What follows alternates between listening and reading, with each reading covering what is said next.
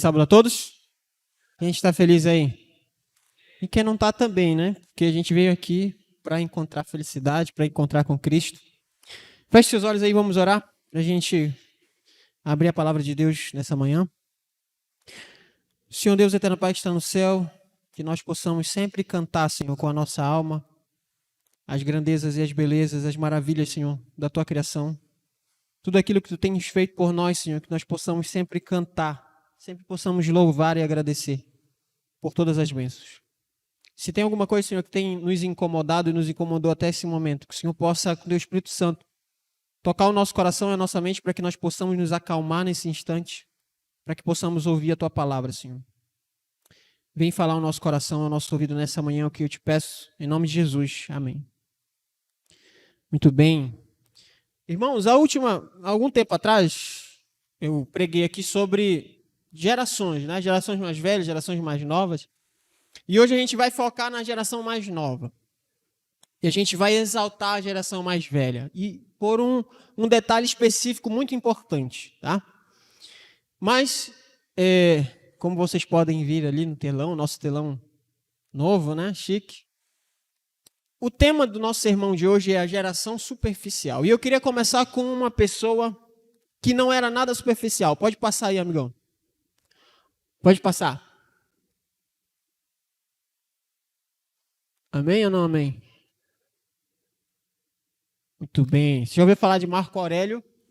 O Marco Aurélio é um imperador romano e ele tem um detalhe quando ele começa a escrever o livro dele, um livro que não era para ser um livro, era só para ser um diário de anotações próprias, para ele se lembrar de coisas que ele gostaria de se lembrar durante sua vida.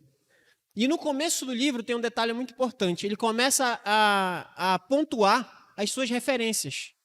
Com meu avô eu aprendi isso, com a minha avó eu aprendi isso. Esse é o começo do livro dele, tá? Ele começa a se lembrar das coisas que ele aprendeu e com quem ele aprendeu, para ele chegar a ser um grande líder, uma grande pessoa na história. E aí ele começa a pontuar, com meu pai eu aprendi isso, com a minha mãe a religião, com meu avô, com meu tio, com meu professor de gramática eu aprendi o valor das palavras, com o professor de matemática, e ele vai pontuando. Esse é o começo do livro.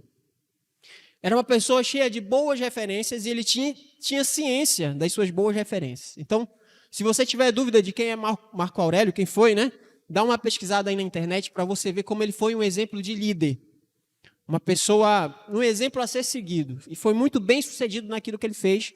E o começo da sua filosofia de vida começa por pontuar as suas referências. E qual que é o valor da gente ter boas referências, né? Da gente saber o que a gente herdou do nosso pai, o que a gente herdou da nossa mãe. E o quanto isso é fundamental para a gente moldar o nosso caráter. Tudo que a gente é hoje, as nossas ideias, nossas convicções, nosso jeito de ser, a gente aprendeu com alguém, né? O ser humano tem essa capacidade de imitar coisas, né? As crianças imitam os adultos e a gente também vai imitando pessoas ao longo da nossa vida. Mas tem um detalhe na Bíblia, um acontecimento na história muito considerável, que a gente vai abrir agora, a gente vai ver lá em... Pode passar aí, amigão? O primeiro texto dessa manhã. Então, vamos lembrar, Marco Aurélio, muitas referências boas. Quem ele era o resultado das suas referências. Pai, mãe, avô, tio, tia, professores.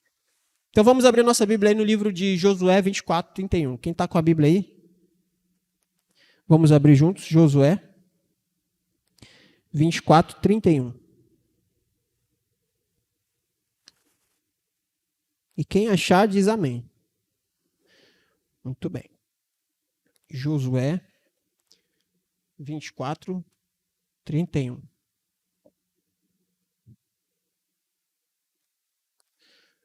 Vamos ler juntos? Diz o seguinte: serviu, pois, Israel ao Senhor todos os dias de Josué e todos os dias dos anciãos que ainda sobreviveram por muito tempo depois de Josué e que sabiam todas as obras feitas pelo Senhor a Israel. Agora a gente vai dar um pulo lá para Juízes. Pode passar aí. Juízes, capítulo 2, de versículo de 8 a 11, diz o seguinte: Quem achou diz amém? Muito bem. Juízes diz o seguinte: faleceu Josué, filho de Num, servo do Senhor, com a idade de 112 anos. Sepultaram-no no limite de sua herança, em Tinat-Eres, na região montanhosa de Efraim, ao norte do monte Gaás. Foi também congregada a seus pais toda aquela geração, e outra geração após eles se levantou que não conhecia o Senhor, nem tampouco as obras que fizera a Israel. Então, até aí, ó. Então, um detalhe importante. A gente começou falando de Marco Aurélio, né? Das suas referências. E a Bíblia fala de uma geração que veio após uma antiga ter falecido. Mas há um detalhe interessante. Essa geração não conhecia o Senhor. Não conheceu o Senhor. Era uma geração diferente de Marco Aurélio. Uma geração sem referência nenhuma. E o pior, sem referências espirituais. Era uma geração que nasceu, toda uma geração, né? Uma geração de pessoas que não conheceu as obras do Senhor. E qual que foi o resultado? A gente pode ver aí no versículo 11. Então fizeram os filhos de Israel o que era mal perante o Senhor, pois serviram aos Baalins. Qual que é a importância de você ter boas referências? Um detalhe importante, né? A gente, todo mundo sabe aqui, viu no grupo da igreja, que a gente está de luto, né? A família dessa igreja está de luto. Toda a família adventista dessa igreja está de luto, né? Porque se foi uma pessoa descansou. E agora a Bíblia está falando de toda uma geração de pessoas, de boas pessoas, de servos de Deus que descansaram. E agora nasce uma nova geração sem referencial religioso, sem identidade religiosa, sem ponto de partida, sem espelho, uma geração que não conheceu o Senhor. E qual que é o impacto disso dentro desse contexto? A tendência, a decadência, a nossa tendência natural é a decadência, né? Decadência moral, espiritual. Foi exatamente o que aconteceu com essa geração. Pode passar, amigão. Muito bem. Então, a gente pode ver aí que hoje a gente vive num contexto de conflitos entre gerações. Foi isso que eu falei há algum tempo atrás, quando a gente falou sobre as gerações, né? Gerações mais velhas, gerações mais novas, gerações mais conservadoras, gerações mais liberais. Mas aqui a gente vive num contexto de conflito, porque é difícil coordenar várias gerações. Pode passar, amigão. E é exatamente isso que o livro Conflito de Gerações vai falar para a gente. Que é difícil coordenar e gerir, né? Uma camada de 4 gerações diferentes. 4 gerações diferentes. Pessoas da década de 80, pessoas da década de 70, pessoas de 2000, né? Pessoas que nasceram no ano 2000. É difícil de coordenar, é difícil de gerir, porque são gerações em conflitos, tá? E o livro, o que a internet está fazendo com o nosso cérebro, ele fala o seguinte: essa geração atual, ela está se tornando a cada dia superficial. Ela está perdendo o seu referencial. Ela é uma geração que flutua, né? Uma geração sem raiz. É uma geração que desliza, né? Pela história. Ela não tem base, não tem raiz, não tem referencial. Mais ou menos como essa geração que nasceu depois da geração de Josué, tá? Uma geração sem líderes para se espelhar, sem referência alguma, tá? Então, pode passar. No livro Conflito de Gerações, a gente vai tentar entender um pouco mais dessas gerações. Pode passar, amigão? Pode passar. Então, os especialistas dividem as gerações em 4 categorias, tá? Pessoas que nasceram depois da Segunda Guerra Mundial e assim por diante até os dias de hoje. Tem alguns detalhes que a gente vai passar que a gente não vai olhar, mas a gente vai ver bem rapidamente. Essa geração que nasceu depois da Segunda Guerra Mundial, eles eram otimistas, leais, respeitosos, têm dificuldade de lidar com conflitos. Eles eram totalmente céticos com relação a ideologias, porque acabou de ter uma guerra, tá? Então não dá certo. A gente tem que ver a nossa vida, a gente tem que trabalhar, a gente tem que ter a nossa família, tá? É uma geração que cresceu com descobertas do telefone e do fax. Essa era a tecnologia da época, tá? Que foi se desenvolvendo ao longo dos anos. E é uma geração extremamente... tem dificuldade de pensar fora da caixa, né? Tem dificuldade de pensar em novidades, tá? Pode passar. Vamos ver a próxima geração, que é a geração X, de 65 a 80. Foi uma geração que cresceu em meio a crises econômicas. Tá? Crise econômica nos Estados Unidos, começo do ceticismo, né?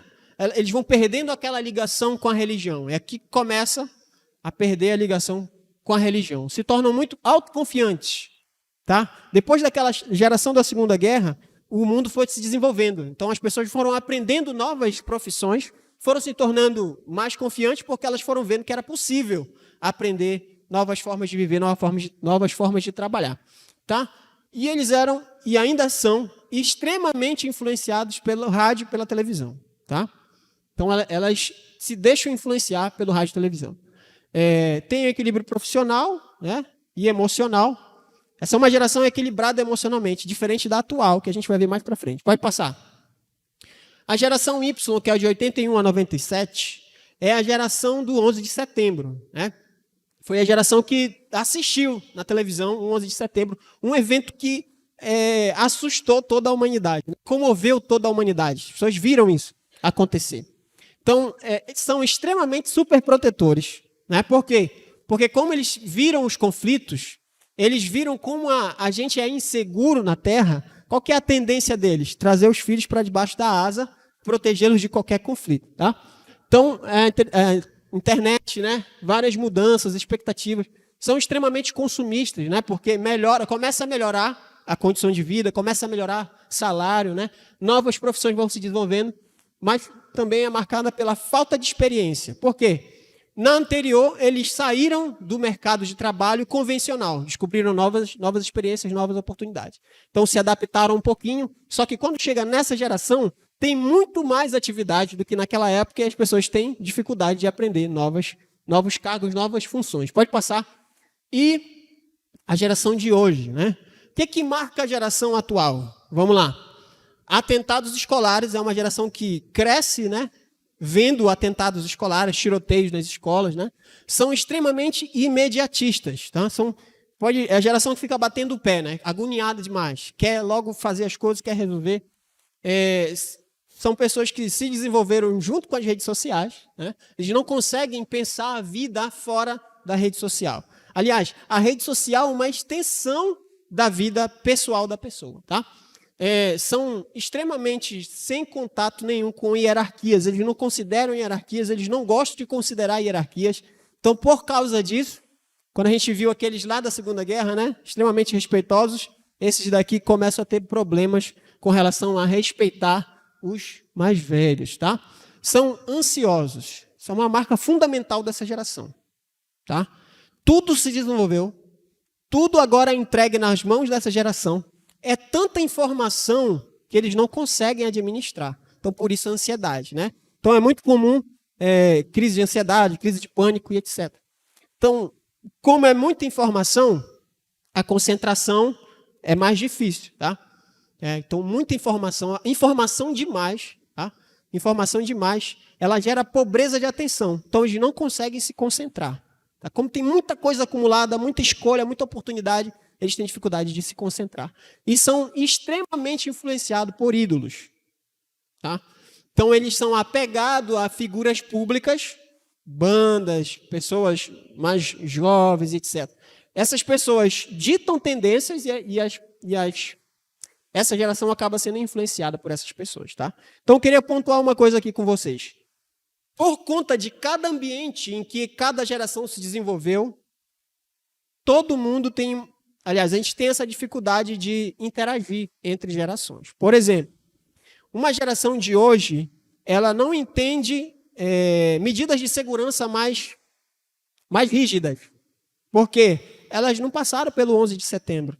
Tá? O 11 de setembro ele causa um trauma na humanidade. Então, medidas de segurança mais rígidas. Tá? Então, cada geração tem uma forma de lidar com os eventos da história, e isso gera práticas, tá? E às vezes gerações mais novas não conseguem compreender medidas das gerações mais antigas. Pode passar. Eu queria que a gente lesse juntos esse texto do livro sobre conflitos. Por que elas brigam tanto entre si? Se as gerações não se entendem de forma alguma. Uma pensa da outra, uma se sente melhor do que a outra, tá? Então, olha só, vamos ler juntos o texto. Diz o seguinte: os baby boomers, que são os que nasceram depois da Segunda Guerra Mundial, eles acham que os millennials não sabem tudo, tá? Essa geração mais nova não sabe tudo, é a antiga que sabe. Os millennials supõem que os baby boomers não têm novas ideias. Os membros da geração X não têm dúvida de que ninguém trabalha com tanto afinco quanto eles e que eles são os melhores líderes de qualquer geração. Os velhos desprezam os jovens por não terem experiência, enquanto os jovens desdenham dos velhos por estarem obsoletos. Então, uma geração sem referência é uma geração que se considera ideal, tá? É uma geração que se acha mais importante do que as outras, tá? Só que todas elas, como vocês viram, têm problemas. Tem problemas emocionais, problemas de trabalho, problemas de entendimento, dificuldades pessoais, tá? Então, qual que é o problema dos conflitos de gerações hoje? Por que essa juventude está sem referencial na geração antecessora? Porque eles consideram que são melhores em tudo, tá? Então, eles desprezam muito o conselho das gerações antepassadas, tá? Pode passar aí, amigão. Então, vamos ver agora algumas, né? Tem muitas diferenças, mas eu quero pontuar só algumas. Eu tirei algumas para a gente analisar. Pode passar. Um lado dessas gerações, vamos dividir agora em dois, mas um lado dessas gerações, as mais novas, geralmente, mudam constantemente.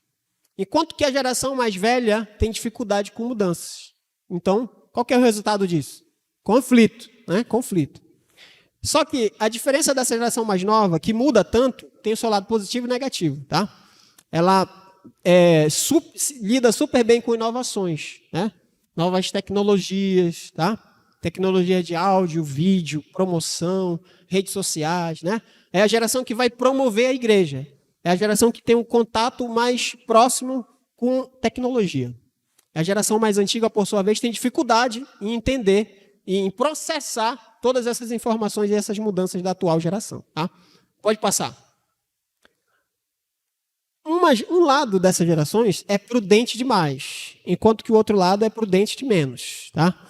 Então, qual que é o impacto disso? Os dois têm impactos positivos e negativos também, tá? Porque a prudência, é muito bom ser prudente, mas ela não pode te levar para dentro de uma caverna, tá? Então, tem que ser prudente? Sim, né? E a gente aprende isso com os nossos pais.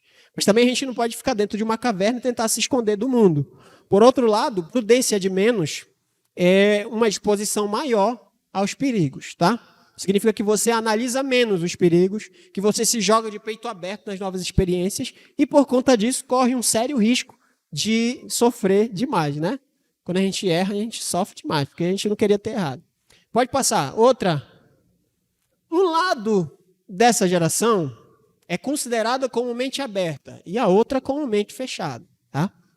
Tem um escritor americano que diz o seguinte: é muito bom ter a mente aberta, mas não ao ponto do cérebro cair para fora, né?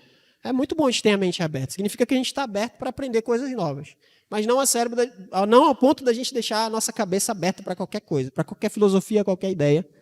Por outro lado, ter a mente fechada significa regressão, significa não seguir para frente, não caminhar em frente, não aprender coisas novas, significa se manter parado, estático, tá? E não é isso que a gente quer. Pode passar. Agora, ética e moral. Aqui a gente tem que dar um passo para trás, tá? Porque todos os estudos sobre gerações, todos, sem exceção, apontam que a geração mais ética e mais moral não é a nossa geração, não é essa geração de hoje. Aqui eles não têm dúvidas nenhuma. A geração mais antiga tem muito a nos ensinar. Tem muito a nos ensinar nesse ponto. A geração mais ética, mais moral, no trabalho, na família, tá? Do que essa geração. Essa geração não, uma geração que não perde oportunidades, tá? Oportunidade se oferece, eles aproveitam, tá? Então a gente tem muito que aprender em relação à ética e moral com os nossos avós, com os nossos pais. Pode passar, amigão. Pode passar? Muito bem. Agora, é difícil lidar com gerações, são muitos conflitos, muitas cabeças que pensam diferentes, mas o ponto forte da gente lidar com várias gerações, como, por exemplo, aqui na igreja, a gente tem um retrato bem diversificado, né? A gente tem uma diversidade de idade aqui muito boa. Mas o ponto forte é que a gente não cria um pensamento rígido, tá? A gente não tem um pensamento de grupo no sentido de não estar aberto, né? No sentido da gente só pensar de uma forma rígida e não estar aberto para mudanças. Se a gente pensasse assim, hoje a gente não teria igreja como a gente tem. Hoje a gente não estaria transmitindo pela internet os cultos, né? Hoje a gente não teria o ar-condicionado aqui na igreja. A gente teria ventilador, por exemplo, né? Por quê? Porque são várias visões de mundo e cada uma agrega de acordo com a sua experiência. Então isso daqui a gente tem que valorizar. O fato da gente ter diversidade de idade é muito positivo para a igreja. Porque a gente não se mantém rígido com o pensamento de grupo. Isso é muito difícil. É muito difícil de quebrar essa barreira quando ela acontece, tá? Então, os adultos têm muito que aprender com os jovens e os jovens muito com os adultos. Pode passar, amigão? Agora a gente vai ver o seguinte. Para marcar essa discussão, a gente precisa entender quais são as marcas que a gente quer analisar nesse culto finais. Qual que é a marca da geração atual? Passa aí, vamos ver. Pode passar. Quais são as marcas dessa geração? Vamos ver juntos agora as marcas dessa geração. Pode passar. A possibilidade da decadência intelectual é inerente à maleabilidade do nosso cérebro. O autor desse livro diz para a gente o seguinte: essa geração que cresceu com a internet, a tendência dela é se perder intelectualmente. A tendência dela é o cérebro diminuir, involuir e não evoluir. Por quê? Faz menos conexões neurais do que as outras gerações. Vou te dar um exemplo. Levanta a mão aí se você considerar que a resposta é verdadeira. Quantos aqui estudaram na época da tabuada? Levantem a mão. Muito bem. Vocês já fizeram um teste de colocar alguém da outra geração e perguntar a tabuada para ver se elas respondem melhor ou pior do que vocês? Já? Qual que foi o resultado? Quem venceu? A geração mais antiga ou a mais nova? Ó, ele está dizendo que essa geração, o cérebro delas, o cérebro dessa nova geração, a neuroplasticidade delas se acostumou e se adaptou com esse mundo de informação a todo tempo. Então a análise delas é rápida, mas não é rápida no sentido assertivo. É rápido, chegou a mensagem, eu já captei, já estou fazendo. Ela não consegue processar. Então, por conta disso, eles são mais comportamentais do que analíticos. Por outro lado, aquela geração é mais analítica do que comportamental. Eles precisam de mais informações. Peraí, vamos analisar. Você quer... Vamos colocar uma situação bem prática. Você quer chegar mais cedo, mais tarde em casa. Vamos analisar quais os perigos, o que acontece, como é que está a cidade, como é que está a segurança da cidade, que horário que você quer chegar, eu vou te buscar onde você vai, eu vou te deixar onde você vai. Então, é uma geração que analisa muito mais. Essa geração atual, não. Eu quero chegar mais tarde em casa. Por quê? Porque eu quero. Entendeu? Então, não, é menos analítica, né? É mais comportamental. Então, o autor desse livro, ele diz que essa geração da internet é muito mais imediatista do que a outra.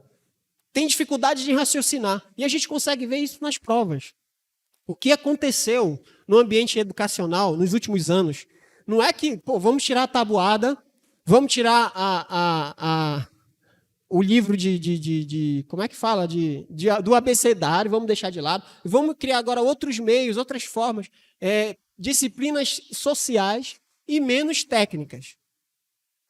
Lógico, é muito mais fácil você passar em disciplinas mais sociais do que técnicas, porque você tem que saber a tabuada para você ser técnico, você entender matemática, você tem que saber a tabuada. Não tem outro caminho, né? Tem formas diferentes de aprender, mas você tem que saber que 1 mais 1 é 2. Não tem como você quebrar isso, tá? Esse é um ponto. Então, essa geração na internet se habituou a não pensar de forma profunda, né? Se habituou. É como a timeline do Facebook. Essa é a vida. Essa é a vida. Então, ela vai passando. Passa alguma coisa engraçada, você ri. Passa alguma coisa triste, você fica triste. E vai passando. Você não para analisar. Tem dificuldade de fazer análise. Pode passar. Essa é uma marca dessa geração. Vamos ver outra. Pode passar, amigão. Muito bem.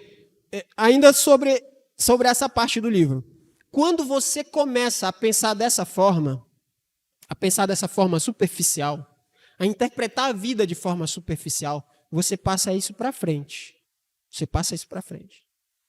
Então, maus comportamentos adquiridos são passados para frente. Se essa geração na internet tem dificuldade com o pensamento profundo, e a gente ainda não falou de espiritualidade, mas apenas de raciocínio, imagina as próximas gerações. Porque essa geração que vai crescer vai aprender com a atual. Tá? Não vai aprender com vocês que têm 40, 50 anos. Infelizmente, né? Não vai aprender com vocês, vai aprender com a geração atual. Essa geração atual é o laboratório da próxima. Tá? Então, maus comportamentos são passados também. Isso é captado neurologicamente. Pode passar, amigão? Outra importante marca dessa atual geração, como eu falei, é esse raciocínio fraco, né? Essa falta de capacidade de fazer organizações mentais, entender argumentos, tá? E Ellen White, meio que prevendo isso, ela diz o seguinte no livro Educação: quando o estudante sacrifica a capacidade de raciocinar e julgar por si mesmo, torna-se incapaz de discernir entre verdade e erro e facilmente se torna presa do engano, tá? Por que é mais fácil chegar no coração e na alma do jovem hoje do que naquela época? Por causa disso, ele não raciocina por ele mesmo. Ou ele relega a sua opinião a uma figura pública, a um ídolo, ou meu ídolo pensa desse jeito, eu vou pensar igual a ele. Da internet, sei lá, de uma banda, enfim, de qualquer ídolo dessa geração. Ele pensa desse jeito, se comporta dessa maneira, eu vou imitá-lo, vou seguir, sem pensar em nenhuma consequência ou no que isso influencia, tá? Então, esse pensamento superficial é uma marca dessa geração. Pode passar. Outra, foi feita uma pesquisa em 2019 pelo Instituto Barna, com várias perguntas. E uma das perguntas que mais chamou a atenção, desses questionamentos que mais chamou a atenção, foi que 83% das pessoas que responderam a essa pesquisa disseram que, em 2019, o problema da igreja é que as pessoas não conseguiam identificar líderes. E aí que eu quero voltar ao que eu falei naquela hora, né? Uma pessoa que se foi, logo uma geração inteira se vai. Uma geração inteira de líderes, de membros dessa igreja, se vai descansar. E a gente vai ficar perdido, sem referencial. A gente está perdendo uma geração de líderes. A gente vai ficar sem referência de líder. Exemplos. Faço uma pergunta para você mesmo agora. Se a gente encontra no nosso meio pessoas com uma paixão paroquial mais ou menos parecido como é o João Carlos e o irmão Benedito, a gente consegue enxergar na nova geração? Pessoas com o mesmo apego paroquial. Estou falando aqui, a casa de Deus. Será que a gente consegue enxergar nessa geração da igreja? É difícil. Muito difícil. Então, a gente está perdendo. Os líderes vão embora. Tem uma hora que eles vão cansar e tem uma hora que eles vão parar por motivo fisiológico. Né? Eles vão descansar no Senhor. É o ciclo da vida. Uma hora eles vão parar, uma hora eles vão descansar. E quem vai ficar é a gente. E a outra geração que vem depois da gente. Então, a resposta para essa pesquisa, né? A gente está sem líder. Os líderes vão morrer um dia e a gente vai ficar sem referencial de liderança. Então, existe uma crise de liderança. Tá? Você pode ver quem que é o foco dessa geração. Vamos lá, vamos citar alguns nomes para ficar bem claro. Né? Vocês já ouviram falar de Isadora Pompeu, Priscila Alcântara? Já ouviram falar de algumas bandas como Oficina G3? Esse é o perfil de liderança que a atual geração se espelha, consegue se ver, consegue se enxergar. Então, a situação é bem mais difícil do que parece. Né? É bem mais dramática do que parece. Né? Pode passar, amigão. Então, temos uma crise de liderança. Outra característica dessa geração. A cada 30 anos, desponta no mundo uma nova geração. Pessoas que não sabem nada e agora devoram os resultados do saber humano acumulado durante milênios. Pode passar. De modo sumário, apressado, e depois querem ser mais espertos do que todo o passado É com esse objetivo que tal geração frequenta a universidade e se aferra aos livros. Pode passar. Sempre aos mais recentes, os de sua época, os próprios para a sua idade. Só o que é breve e novo. Assim como é nova a geração que logo passa a emitir os seus juízos. A cada 30 anos. Na época do Schopenhauer, esse intervalo era de 30 anos. Hoje as mudanças de geração são muito mais rápidas, tá? Diminuiu e muito, tá? Menos de 10 anos, menos de 5 anos. Então, esse é o retrato da atual geração. Uma geração superficial, imediatista, pouco preocupada com a geração que veio antes. Uma geração que quer mudar o mundo. Realmente, é a geração que quer mudar o mundo. Mas é uma geração que não consegue entender argumentos, que não consegue conversar, que não consegue olhar para a espiritualidade da igreja. Pode passar, amigão. Quais as marcas daquela geração? A gente já viu que o retrato da atual geração é bem dramático, é bem drástico, tá? Ou a gente faz alguma coisa para mudar isso, ou o resultado é inevitável, tá? Qual que é a marca daquela geração? E agora eu quero falar para vocês aqui da igreja que representam essa geração. Pode passar, amigão. Hebreus 13, 17 diz o seguinte: obedecei aos vossos guias e sejam submissos para com eles, pois velam por vossa alma, como quem deve prestar contas, para que façam isso com alegria e não gemendo, porque isso não aproveita a vós outros. Pode passar. 18 diz o seguinte: orai por nós, pois estamos persuadidos de termos boa consciência, desejando em todas as coisas viver condignamente. Qual que é a marca daquela geração? Se você é uma pessoa que, assim como eu, já entrou no quarto dos seus pais e presenciou a cena de um deles orando de joelho, de madrugada, você sabe do que eu estou falando. Essa é a marca da geração que veio antes da nossa. Essa é a marca. Isso é o que falta na nossa geração. Esse apego verdadeiro às coisas de Deus. Esses guias espirituais que nos trouxeram até aqui nas suas costas têm sido pouco respeitados, têm sido pouco lembrados e têm sido pouco seguidos. A gente tem olhado para vários espelhos, várias metodologias, vários ideais, vários ídolos, inclusive na igreja. E a gente tem esquecido dos nossos guias espirituais. É por isso que essa geração é ansiosa. É por isso que essa geração não consegue lidar com o fardo da existência. Os nossos pais não tinham tempo para pensar nisso. Eles tinham que se virar. E a gente não consegue. É verdade que muito disso é por causa da superproteção. Do medo dos nossos pais de jogarem a gente no mundo e ajudar a gente a se virar como podem.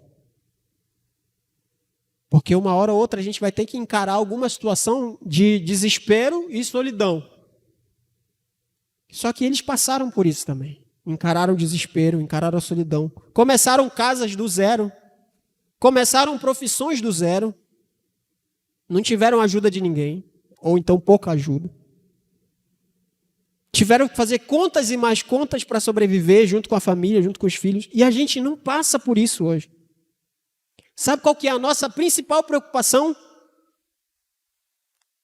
Óbvio que eu não quero gerar nenhum desconforto, mas isso aqui é um contexto geral. Isso aqui é um dado da realidade. A nossa principal preocupação dessa geração é se a gente vai conseguir fazer o aniversário de 1 ano do nosso poodle. Essa é a nossa preocupação. E os nossos pais? Será que eu vou conseguir pagar a conta de luz? Será que eu vou conseguir dar de comer?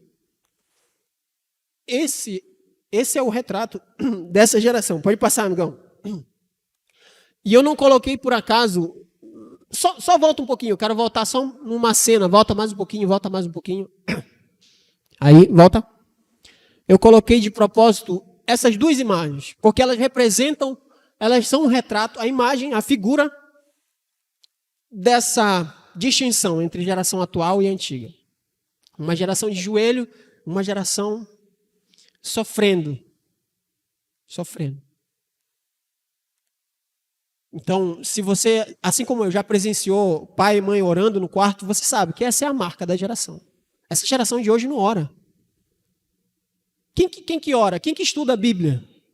Como eles oravam, como eles estudavam? Quem se dispõe a dar estudo bíblico como eles se dispuseram?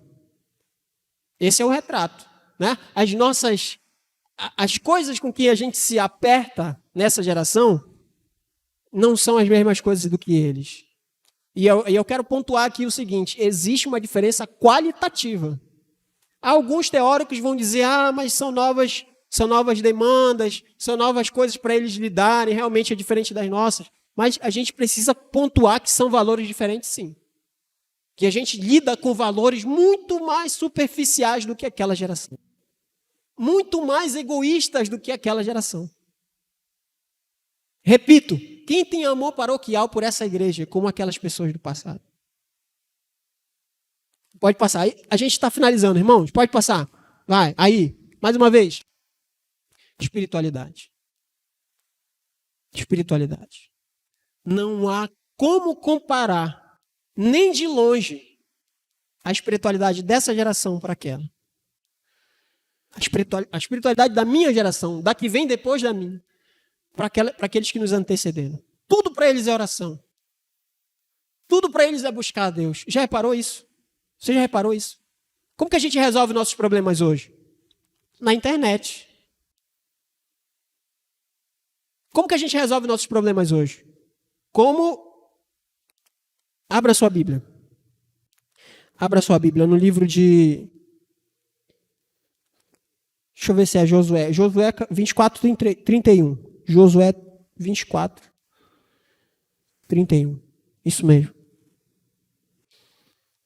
Aliás, não, Juízes, irmãos. Depois do 11. Deixa eu ver se está o texto aí. Pode passar, amigão. Juízes 2. Não, deixa aí, mas não é esse. Juízes 2, depois do 11. Que foi onde a gente parou.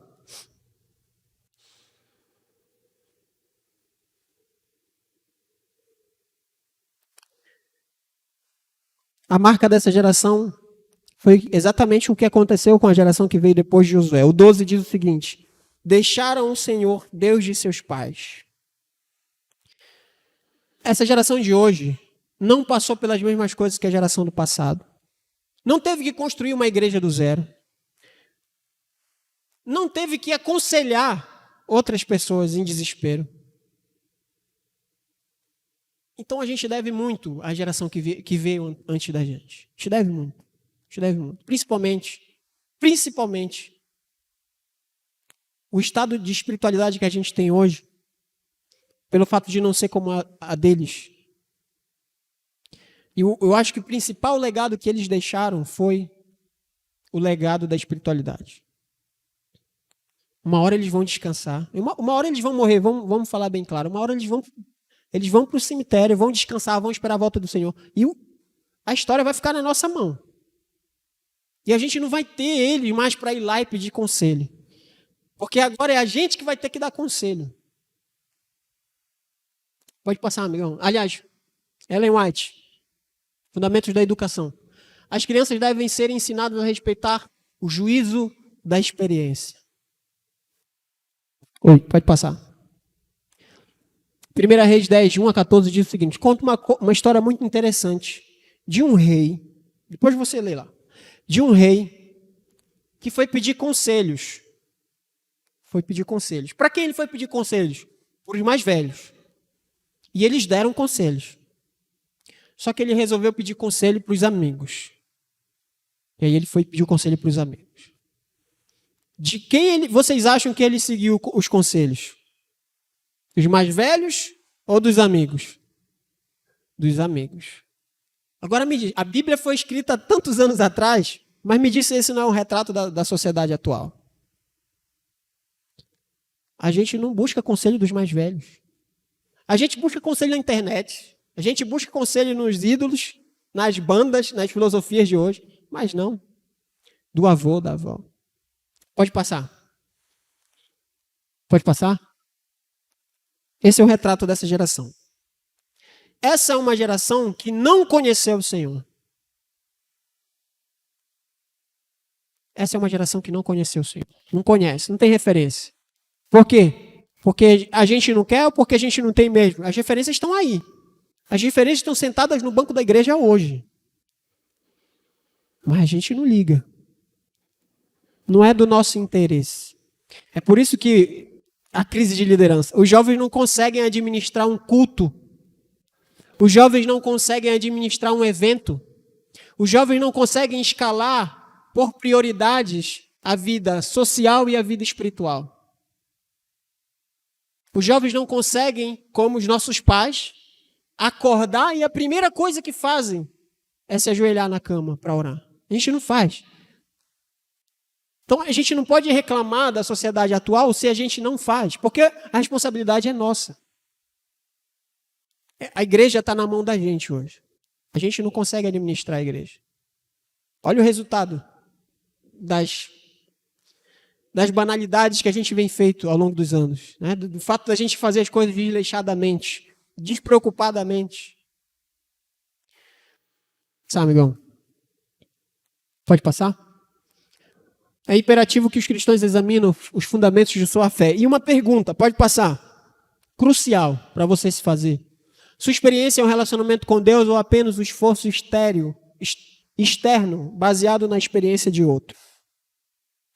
Uma hora, quando eles descansarem, é a gente que vai ter que fazer o culto. É a gente que vai ter que pregar. Vocês aí, ó. De 20 anos para baixo, vocês que vão ter que pregar. Como que vocês vão pregar? Isso é um dado educacional hoje. Tá? Como que vocês vão pregar se vocês não conseguem se comunicar? Se na hora da entrevista vocês não conseguem colocar para fora aquilo que vocês sabem? Entrevista de emprego. Como que vocês vão fazer isso? Se vocês não correrem atrás do prejuízo. Então, está sempre baseado no outro. Deixa que o irmão prega, deixa que o fulano de tal prega, deixa que ele faz o culto, deixa que ele organiza tudo, deixa que ele dá estudo bíblico, eu não. Pode passar, amigão. E para a gente finalizar, o conselho da Bíblia é: lembra-te onde você caiu. Olha que a Bíblia está sendo assim, ela está acreditando muito no potencial da gente, porque ela está dizendo que a gente pode se lembrar, que a gente pode colocar a mão na consciência, embora todos os dados apontem que isso talvez não aconteça. Porque ela está dizendo para essa geração que está fazendo o mundo cair em decadência, colocar a mão na consciência. Isso é uma coisa que esse dado só pode ser alcançado espiritualmente. Com base no que a gente tem hoje, é impossível. Só pode ser alcançado espiritualmente. Esse é o legado que aquela geração deixou para a gente. Espiritualidade. Oração. Tá?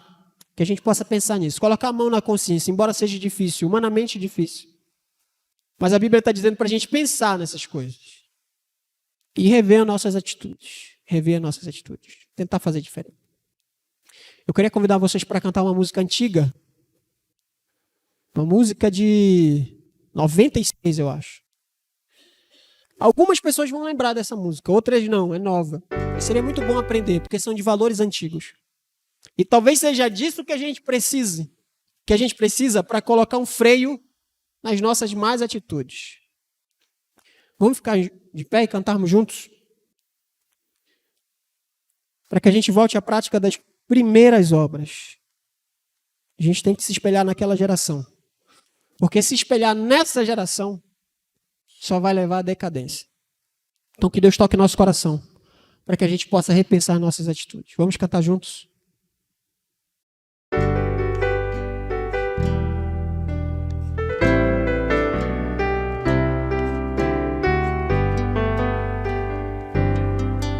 Há quem diga que o amor é difícil de encontrar.